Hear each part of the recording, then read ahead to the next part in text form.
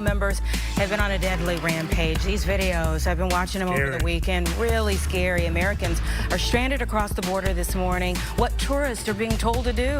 Plus, as we round out Black History Month, we are honoring one of Chicago's own, NBA star Robert Covington, who will be joining us to talk about his new documentary, Allergic to Failure. I love that title, yeah. All right, let's take a live look outside. Checking in with Caitlin for a look at the forecast. It is very, very cold outside this morning, Caitlin. It's winter. Yes, I know it. It's cold, it's windy, we have snow and clouds. All right, let's get into it. But first of all, satellite radar is busy. We have scattered light snow. For the most part, what you're seeing behind me is this light blue shade, right? This is for our western counties, Kane, Kendall, Grundy, DeKalb, LaSalle. That's where you might see a flake here or there. But as we focus on Chicago, this dark blue shade, that represents snow showers. And this really has been quite consistent in the southernmost part of Cook County. So I'm talking about 94. You may be seeing delays out there because of drops in visibility stretching into northwest Indiana, Jasper, Newton counties along the border with Lake and Porter seeing some darker blue shades. We have the potential for some lake effect snow bands to set up today, especially in northwest Indiana. I'm talking about Porter and LaPorte County, where we could see 2 to 4 inches of snowfall. That is where we have a winter weather advisory in place today. All of us, though, are chilly. Right now, we're seeing the upper teens to low 20s as our temperature in most spots. And here's the wind gusts. Right now, 36 miles per hour in Gary as well as Midway, 22 in Waukegan. We have the potential for these gusty winds not only today, but also tomorrow. Tomorrow, they may get even stronger. So the feel-like temperature is different than the actual temperature. It feels like only 3 at O'Hare right now and 9 at the lakefront. Here's our futurecast to show those bands, as mentioned, the snowfall that is expected today. So take it slow, especially in northwest Indiana today. Temperatures only reaching the mid to upper 20s as our high. And then tonight we dry out, but the temperatures are dropping back down into the teens. Tomorrow we're going to be warming into the 40s, which sounds great, but we are going to have the potential for some scattered precipitation in the afternoon. And I mentioned it will be gusty. We have temperatures going up and down. Wednesday, we're down into the 30s. Then by Friday, we could be around 50. I'll show you that 7-day forecast ahead. All right, Caitlin, thank you. You know, let's get back to that breaking news we were telling you about. And look at these images here on your screen, the huge plumes of smoke and the flames here. We've just learned 25 members of the Mexican National Guard have been killed in cartel attacks in Mexico. The killings happened in Jalisco during 6 different attacks. The cartels have been retaliating after the Mexican military killed a major drug lord known as El Mencho, which is man with bad taste. This weekend, cartel members have blocked roads and set fire to vehicles in areas across the country. The State Department is telling people to rethink travel plans to Mexico right now. And of course, the U.S. did have a part in those attacks. Yes, they played a part in the intelligence part of that. Well, this unrest has led to people being stranded in Mexico. Here's what the U.S. Embassy in Mexico is telling tourists to do right now. You're being told to shelter in place by staying in your hotel or your vacation rental. Also, avoid any crowds, specifically those around any law enforcement activity. Also, be aware of your surroundings. Monitor local media for updates and follow directions from local authorities. And several major airlines have also paused flights in and out of Mexico. Yeah, some of the videos you see even in the airport there. You see the flames. And people running in the airport, you know. That's just adding to the travel troubles stemming from the East Coast blizzard, which is a whole nother big story right now. Saquon joins us live at O'Hare with the developments. How are people feeling there? Yeah, well, honestly, things here at O'Hare have been pretty smooth sailing for now, it seems like. Most of those cancellations, at least when it comes to these U.S. flights, are either heading into or out of Mexico's most popular tourist destinations. Think places like Puerto Vallarta, Cabo San Lucas, and Guadalajara. Actually, I do want to mention, we did check those flight statuses this morning. There are some flights scheduled still to leave that Puerto Vallarta area and land somewhere here in Chicago, whether it's Midway or O'Hare. I saw about 3 flights that were scheduled to leave today. However, what we've been seeing throughout the morning is that, you know, even if they are scheduled to take off at, you know, some point in the morning, they just get delayed and pushed back. So we'll have to wait and see if that's going to be the case with these 3 flights that are scheduled to take off a little bit later this afternoon. I do want to show you this, though. We got this from the U.S. Embassy in Mexico because they released a statement yesterday saying, while no airports have been closed, roadblocks have impacted airline operations with some domestic and international flights canceled in both Guadalajara and Puerto Vallarta. Delta, American, United, Alaska, Air Canada, and Southwest are just some of the major airlines that either diverted or outright canceled their flights to Mexico yesterday. Many of them have issued alerts for travelers, however, which allows people to rebook their flights at no additional cost. Keep in mind, every airline does have different rules on who qualifies for this type of rebooking and when you need to do that by. So if you have a trip to Mexico planned for this week, you'll definitely want to check for updates directly through the airline you booked your flight through. Now, the massive blizzard that's hitting the Northeast is only adding to the chaos right now. More than 5,000 flights have been canceled within, into, or out of the U.S. today, with airports in New York, New Jersey, Boston, and Philly being hit the hardest. O'Hare accounted for about 220 of those total cancellations today, with many of those impacting flights once again heading to or from areas in the Northeast. Midway was at just over 30 cancellations for today. For anyone who has plans to fly today, make sure you are checking your airline before you get to the airport. With that in mind, too, not a bad idea to get here a lot earlier than you were already anticipating with everything that's been going on at the airports. Guys? Yeah, and I'm thinking about all of this happening like a week or two before we start spring break travel. I know people are looking like, should we make alternative plans? So there's some phone calls we need to make throughout the day and in the next few days. Thank you, Say. Well, concerning development and tensions between the United States and Iran, which is another big story that we were monitoring over the weekend. Didn't know what was going to happen there. The U.S. has just ordered non-essential diplomats and their families to leave Lebanon. This is according to a State Department official who wants to remain anonymous. The U.S. is set to have talks with Iran this Thursday in Geneva.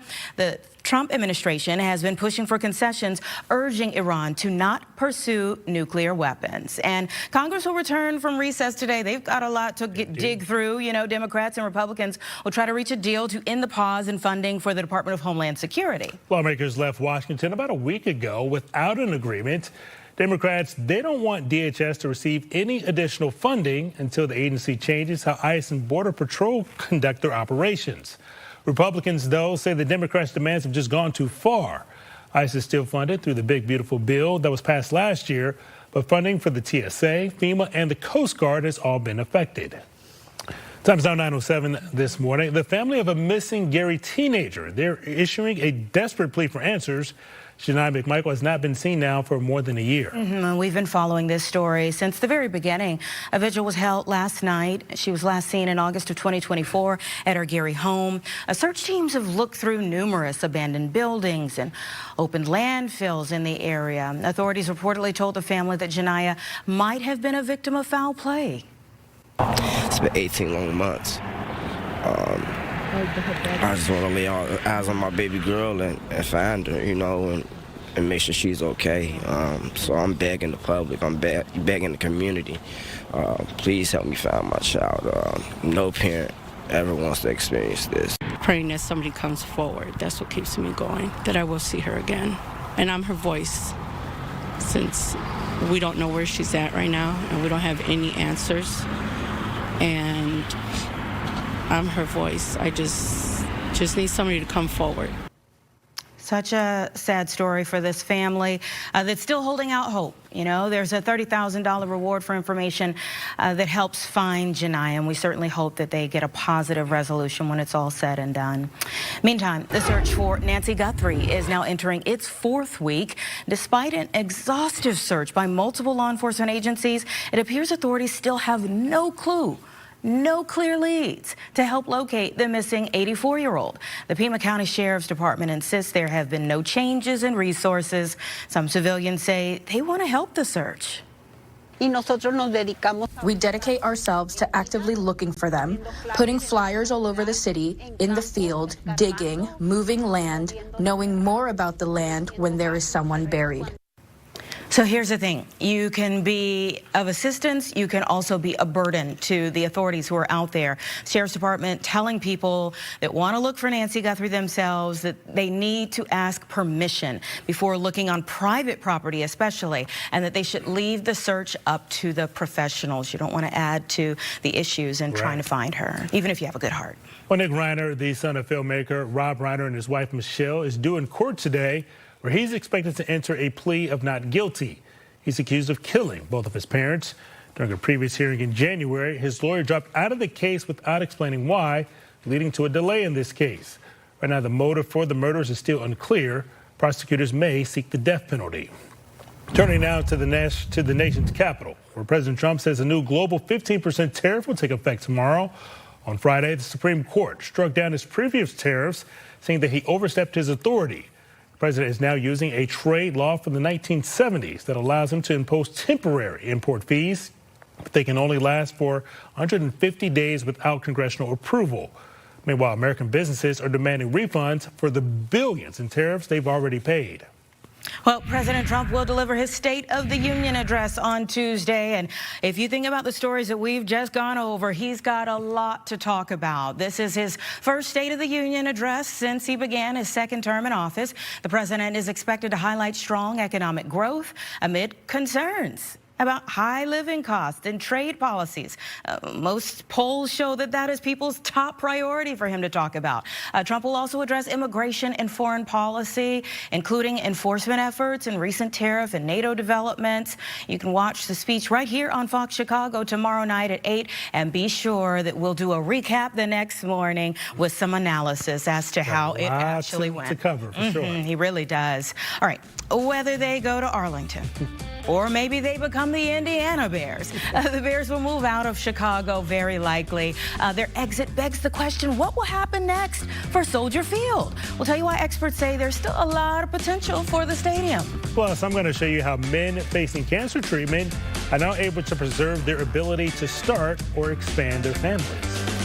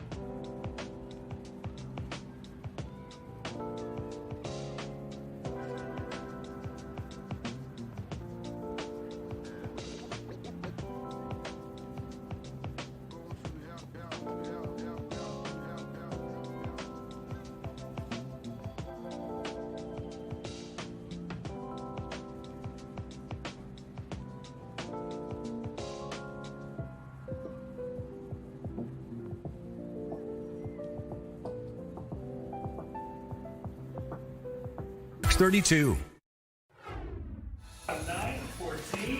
Here in Chicago, we've got cold temperatures, but luckily we're not dealing with this. This is a live look from New York City right now. You can see the snow has been coming down there for sure as the Northeast is getting ready for a huge snowstorm. But back here in Chicago, for many cancer patients, beating the disease is their top priority. But for younger patients, another question quickly follows: What about my future? Well, a Chicago father is sharing how a rare cancer diagnosis nearly took away his chance to grow his family and how fertility preservation at Northwestern Medicine helped change that outcome. It was a Friday afternoon, and I was in the shower after working out, and something didn't feel right. My left was bigger than my right, and I said, this is a problem. Kevin Hull's fear of testicular cancer was confirmed at Northwestern Memorial Hospital.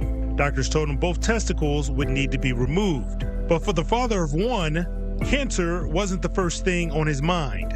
So here I am at 38 years old. I've got a young daughter. We would love to have more kids, and I have to meet with the fertility folks and start to think about, okay, andrology, how are we going to figure this out? Before cancer treatment began, Kevin met with fertility specialists at Northwestern Medicine, including urologist Dr. Robert Brannigan. So oncofertility refers to the notion that during the diagnosis and treatment of cancer, the therapies that we can use will often diminish fertility, sometimes permanently.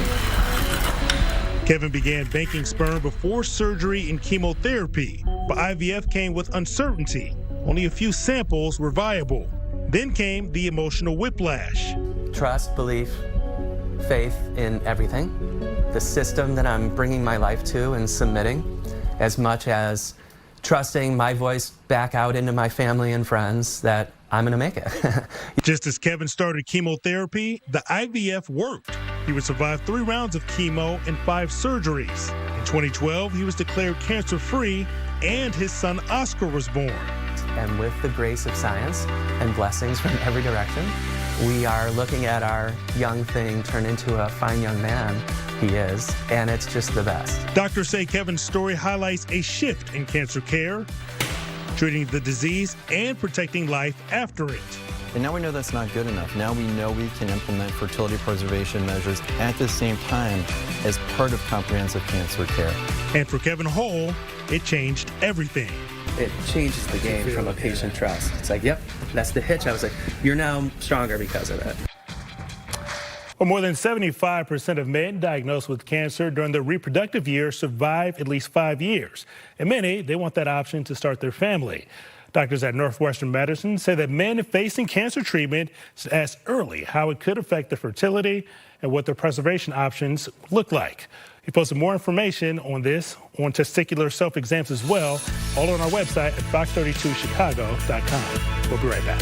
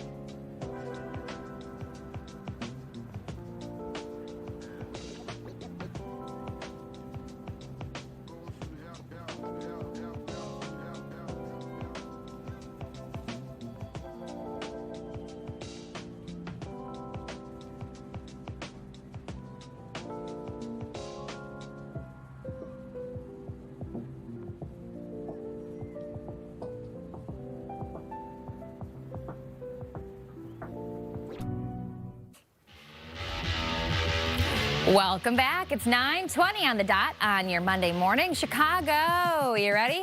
It's going to be wintry out there today. We do have scattered light snow showers, gusty wind, and chilly temperatures on tap for your forecast. Behind me, this is satellite and radar. It has been a busy morning. Scattered light snow for the most part, but we have seen a few areas of darker blue indicating snow showers. So not just the flurry here or there, which right now behind me you can see the city is about to get an increase here of some snow. And then as we round the lake, this is where we have the biggest concern today. Porter County and LaPorte County, where we could see some lake effect snow bands set up. And that's where we have the best opportunity for snowfall accumulation is Northwest Indiana. Temperatures outside right now are hovering in the low 20s for most. But again, winter weather advisory in place from Porter to LaPorte County because of that 2 to 4 inch range of snowfall accumulation possible today. Highs are going to be in the upper 20s this afternoon, but it's gusty out there. Right now we're seeing winds approaching 35 to 40 miles per hour. Tonight, we're dropping down to the upper teens and low 20s. It's going to be a cold but quiet and dry night. So the snow will be moving out of here for a short time before Tuesday when highs are back to the low and mid 40s. But it's going to be another gusty day, partly to mostly cloudy skies, and a small chance for precipitation in the afternoon in the form of a rain-snow mix. 7-day forecast temperatures are dropping down to 34 degrees for Wednesday.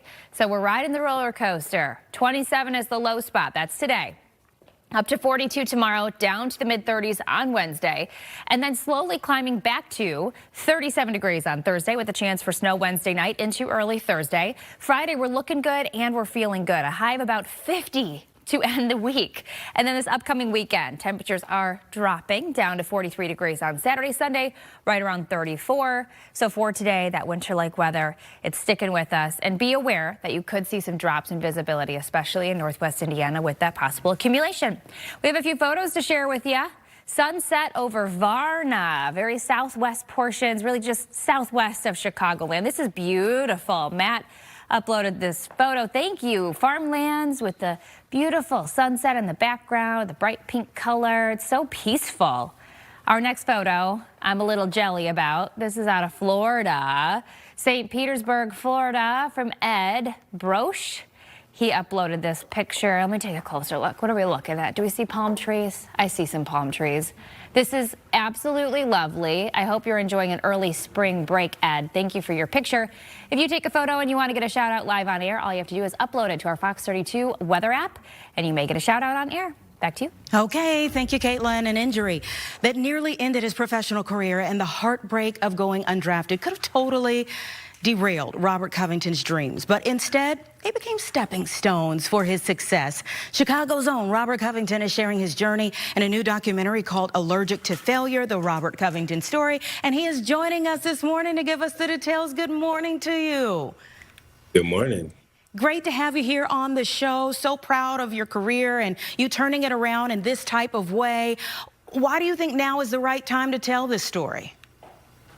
It's the right time because of the amount of traction that HBCUs have gotten over the last few years, and people don't really understand the things that go around HBCU. So for me, telling this story is something I've been working on for years, and it just seemed like the pivotal time. So many other things that was going on, and I think just bringing awareness to the journey that I've been on, and the journey a lot of players, that go to HBCUs have to endure. I'm one of the last, over the last 10 plus years to play. And, it's hard for us to get into the NBA because of the way the outlook is. So, just bringing awareness to, the amount of things that have happened over the course of my career and, my journey, just, giving people the opportunity and the hope to believe in themselves. So that's why. You know what? I've obviously seen that up close. I'm a Hampton grad.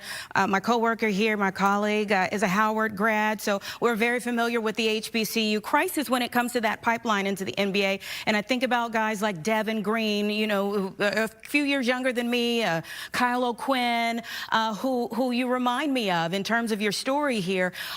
HBCUs once produced many NBA players, though. So what do you think is going on? I think we don't get the same acknowledgement. There are a lot of great players that play the HBCUs. Everyone's not able to go to, PWIs or Power 5 schools. because, like I said, the opportunity is not there.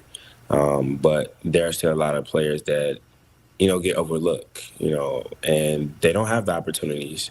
Like, we don't have the resources, we don't have the money, like none of the things that all of those schools have. But there are a lot of good players that are out there. Me being fortunate that I played in a conference where there were a lot of great players. A lot of great players that came out of my conference that like we get overlooked. But when it comes down to it, like we're just as talented, just as gifted as the other guys. In the bigger schools, it's just our name wasn't as big, and it gave us a bigger chip on the shoulder. As time went on, back in the day, players that was their only opportunity was HBCUs. But then as the talent levels, the grit, the grind, and everything that back then, that's when Power 5 schools started to come in and be like, yeah, this will help take our programs to a different level.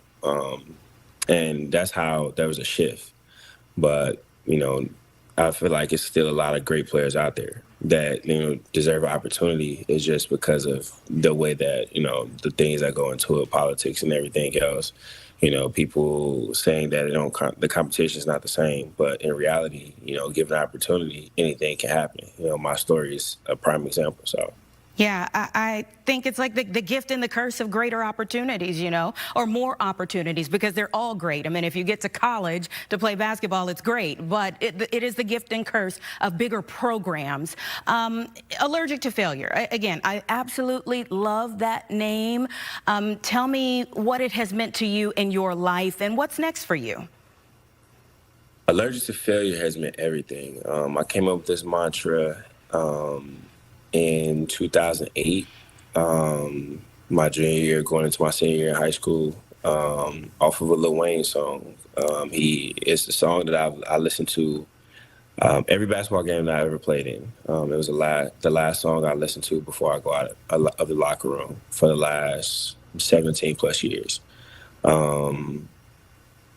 And I put together this mantra based off of a phrase that he said. He said that I'm allergic to cheat, I hate failure, and I'm in love with achievement. And that's how I came with the mantra, allergic to failure.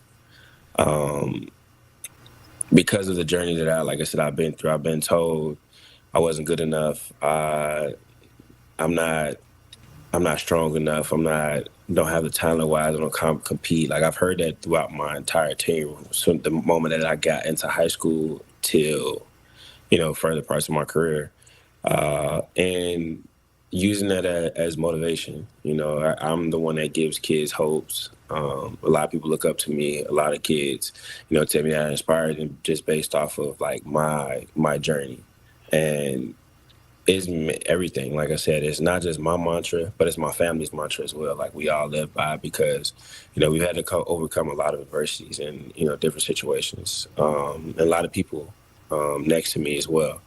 And, what's next is that I'm preparing still for a run, with the NBA, but also, me being older, understanding that, the way that they view, a 35-year-old player, that, I'm technically on the older side, but I still have a lot of basketball to give. And I'm coming to the place of where, it's an endless amount of opportunities that's out there, and I'm just taking full throttle. And if, I do pick up a basketball again, great. If not, then I'm prepared for the next steps in life. And that's, a lot of different opportunities that's coming. And, I'm fortunate, and I'm coming to the realization that, if anything's possible, and it's all up in God's hands. So, I'm not really putting my hands in one direction. I got many doors that's open that I know God will lead me down the right direction. So, and that's where my faith is, and that's where my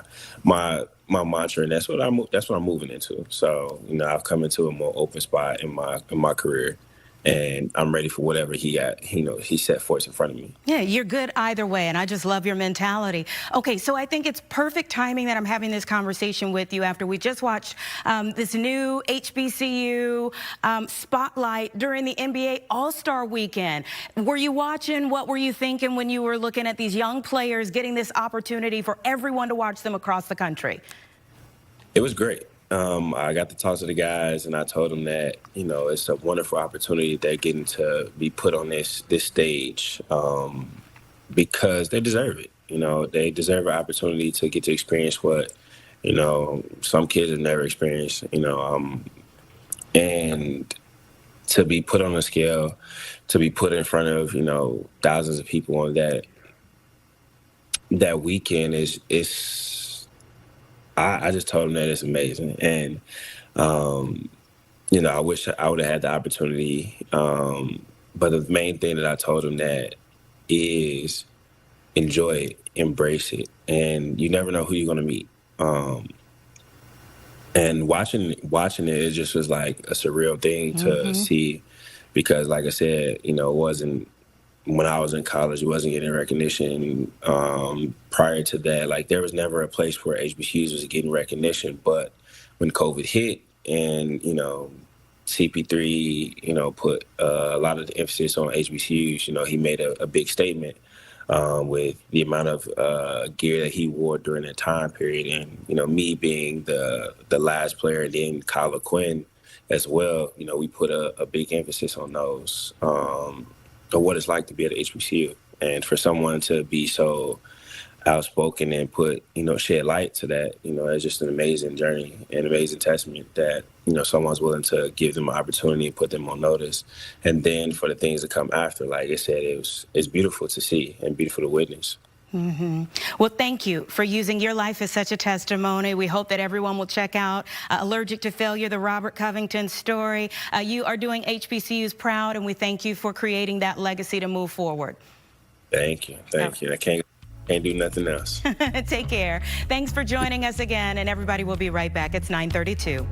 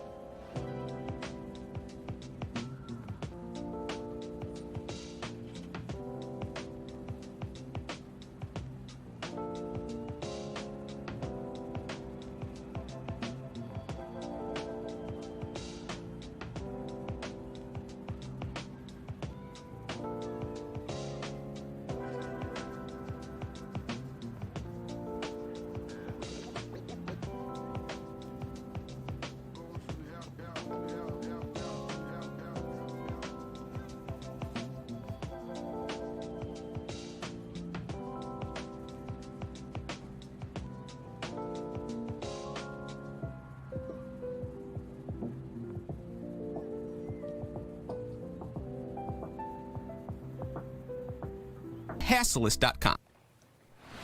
All right, it's about 9:35 right now. We're going to be hearing from that man right there on the right side of the screen. Bears general manager Ryan Poles and head coach Ben Johnson this week. The NFL scouting combine starts today in Indianapolis, and it's kind of got that cloud over it for the Bears. You know, what are you doing?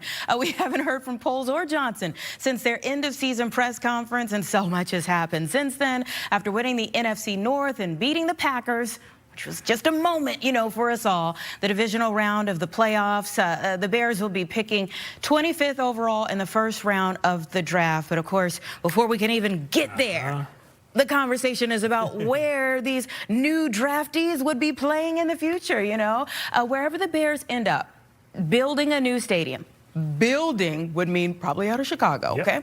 There is a consensus from city and state leaders that, yeah, they're eventually going to be departing Soldier Field. That much we do pretty much know, right? Well, Fox Chicago has learned that both city and state leaders, they have been crafting their post-Bears plans for Soldier Field, and the talks have been heating up in recent weeks. Our Paris Schutz gives the exclusive details. Will the Bears pack their bags for Hammond, Indiana, or will they finally agree with Illinois on a package to kickstart the project in Arlington Heights? Wherever the team ends up, city and state officials are laying the groundwork for a Bears-less future at Soldier Field. Fox 32 Chicago has learned that officials with the Chicago Park District have been quietly pitching state lawmakers and the governor's office on a plan in recent weeks, according to both legislative and Park District sources. The plan involves transforming the stadium into a concert and special event venue. Officials estimate the price tag at $630 million, according to a draft of the presentation shared with Fox 32 Chicago. Sources say the money breaks down to around $130 million in direct stadium renovation costs, like a new sound system or new dressing rooms, and $500 million in surrounding infrastructure money to tackle traffic management and parking. Park District officials say a chunk of the costs could be covered by the Bears, who will owe nearly $90 million if they break their lease with Soldier Field before 2033. Park District officials are pitching state lawmakers on a funding package that would include money from the state's road fund, paid for by motor fuel taxes, to help with the infrastructure upgrades. A Park District spokesperson did not confirm or deny the talks, but sent a lengthy statement that reads in part, quote, "Our responsibility is to ensure that Chicago's Lakefront Stadium continues to serve as a strong public asset that supports park programming and maintenance across the city, vital public services, and the broader tourism economy anchored by the museum campus." According to internal Park District figures, the Bears account for less than 20% of the revenue generated by Soldier Field. The rest comes from outside events like concerts, soccer matches, and a year-round parking garage used for people visiting the museum campus. David Doig is the president of the nonprofit Chicago Neighborhood Initiatives and is the former Park District CEO who negotiated the Bears lease. He says Chicagoans should not write off Soldier Field just because the Bears are. The options for more concerts, more special events, things like international soccer matches, additional concerts will more than cover that revenue loss. And so I do think the long-term future of Soldier Field as continuing to be a preeminent kind of event venue is very bright. The current lease also prohibits the stadium from hosting any non-Bears event within 5 days of a home game. That means a Bears loss could open the door for a busier August and September and a more accessible Soldier Field all year round. One of the missed opportunities we had back in the early 2000s was to make it more of a central kind of war memorial as it was originally built. So I think there are ways to open it up to the public, to make it more of a destination for folks coming to the museum campus. The Soldier Field plan comes as the city is still on the hook for $500 million in debt related to the cost of the stadium's 2003 renovation. That debt is paid for by a 2% hotel tax, and Park District sources have pitched lawmakers on the importance of big concerts that drive hotel occupancy, which in turn generates the revenue to pay off that debt.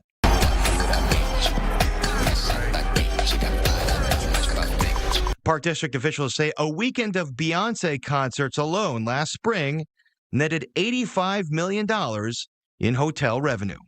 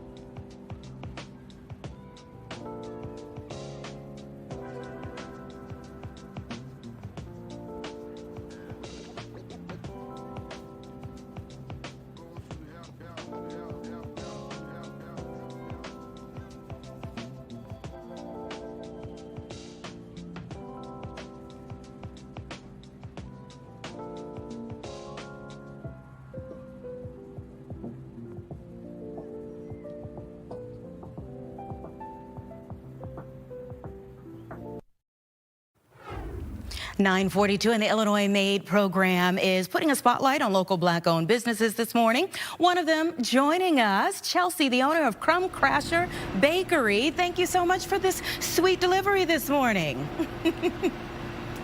Good morning. Thank you for having me. Great to have you here.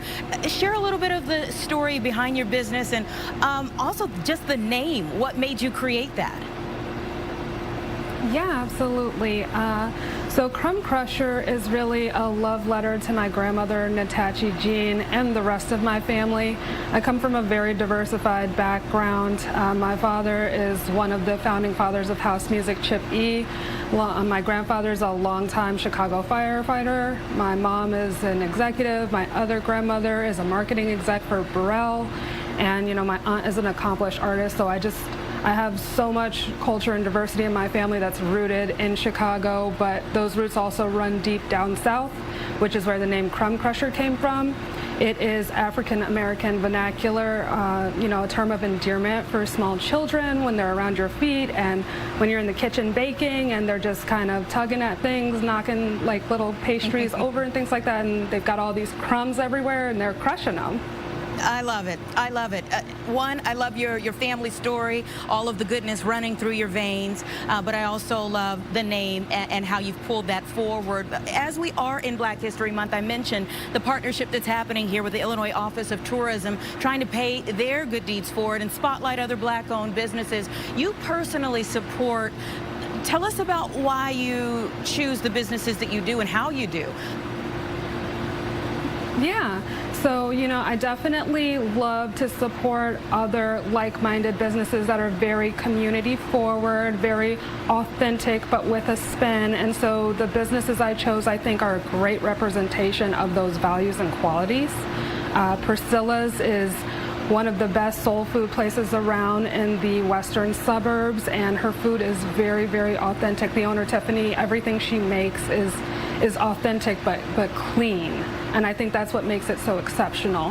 And then you have the Red Door Meeting Place, which is run by State Senate Rep, sorry, I'm missing names, Catherine Lightford. And she is just phenomenal. She has a beautiful space, and it's just very open and inclusive, and she gets all types of clientele and makes it very affordable space to have an event. And then you have Desi's Full Service Salon, and Desi's been a staple of the South Side for years. She's also very community forward. She does a lot of philanthropic work, holds charity events, scholarships, fashion events, and things of that nature. And then last but not least, Black Pen Comics by my own dear aunt, Julia Goolsby. She's an illustrator. She does a lot of work in the suburbs with kids and community forward art initiatives and art therapy. So, yeah. This is awesome. I think highlighting all of these different businesses, just perfection. But lady, okay, we've widened out this shot and we can see all of this that's in front of you. So walk us through what you have there, because it all looks so good. Yeah. So this is our deep dish cookie pie. This is definitely one of our staples here. It is a thick, chewy chocolate chip cookie, about an inch thick, with a thin layer of chocolate ganache on top. So, you know, not too sweet, but very decadent. And we also have this in a gluten-free vegan version because, again, we are an inclusive bakery and we do cater to people with allergies. And everything on this table is 100% peanut tree nut free. So we also have these vegan mousse tarts, which can come in a gluten-free version as well, and they're filled with a coconut-based mousse, and then they have a coconut whipping cream on top. So we've got our lemon, our dark chocolate, and our raspberry.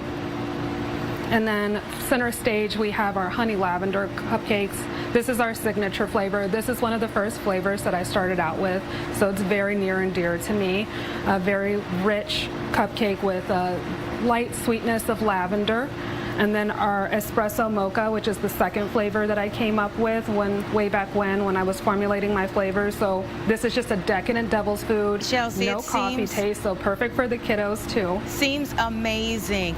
Really quickly, just highlight what's the last two things you have, because I got to wrap you, but I want to say what those are. Yeah, of course. Yeah, we do custom cakes, and we have our variety of donuts, and we now do have gluten-free and vegan donuts homemade as well. You are awesome. Once again, thank you for highlighting your business, Crumb Crusher, and all of the other businesses that we can visit very soon. I hope people will jot down the list, but we're going to put it online anyway, so they'll have it there too. Thank you for what you do.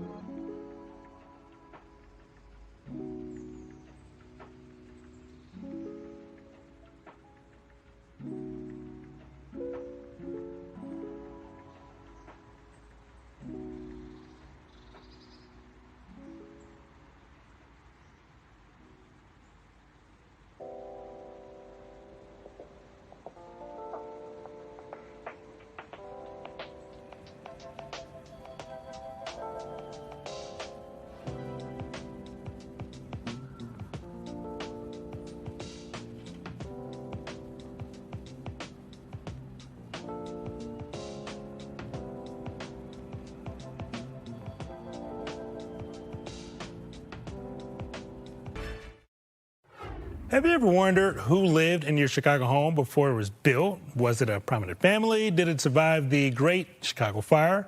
Was it something completely different at one point in time? Well, joining us is Tim Blackburn, the director of the Ridge Historical Society, to show us how to start digging. Thanks so much for your time. Yep, thanks, Brian. First, I want to start with what exactly is the Ridge, and why is that name such an important part of the history of the South Side of Chicago? Good question. So, 12 miles south of here is the Blue Island Ridge. And 10,000 years ago, Chicago was covered with water.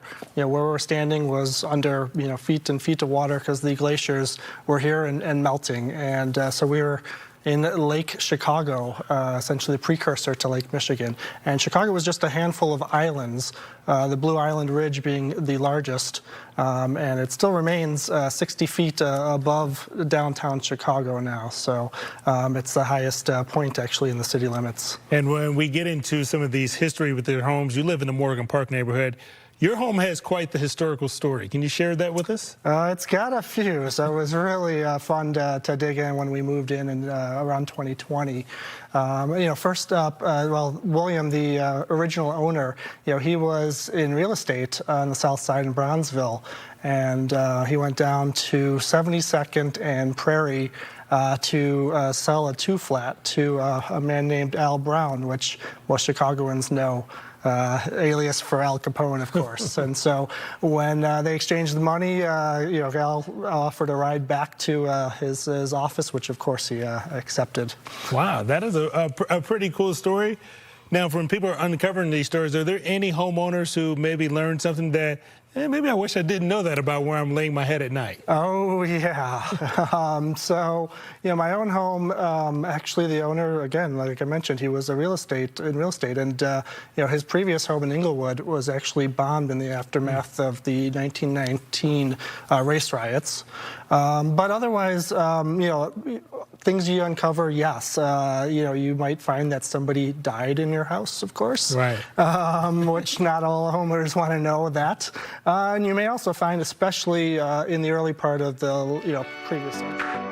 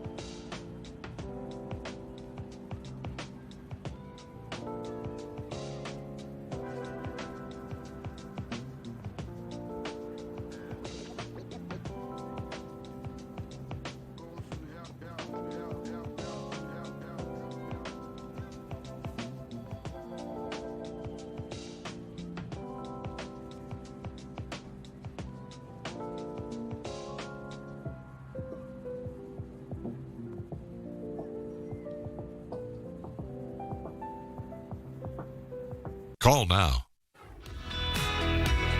9:54, giving you a live look outside as winter is saying, I'm still the main chick. It certainly is this Monday morning.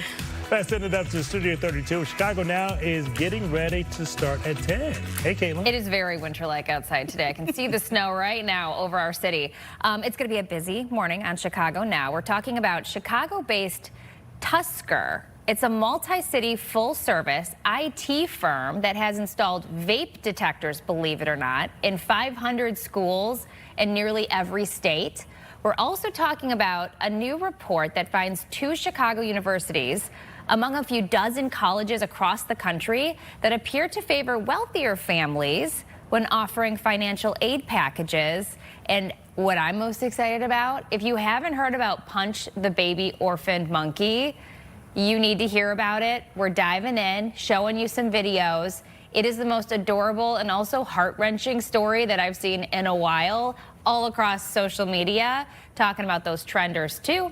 All of this and more coming up on Chicago Now. Stay with us.